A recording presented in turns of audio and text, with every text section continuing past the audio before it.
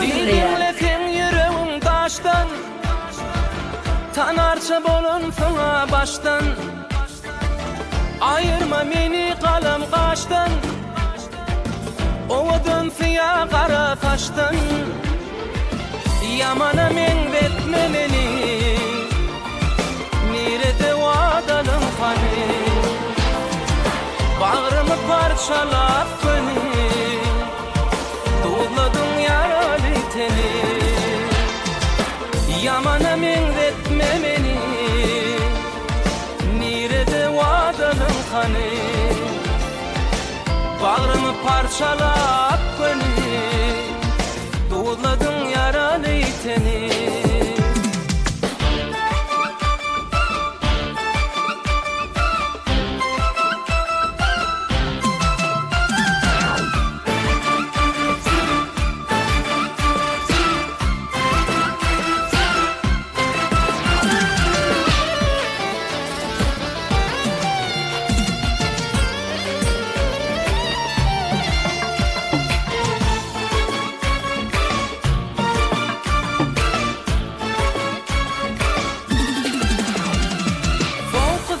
Çektirdin le derdi, akbal bizi nerelerde koydu.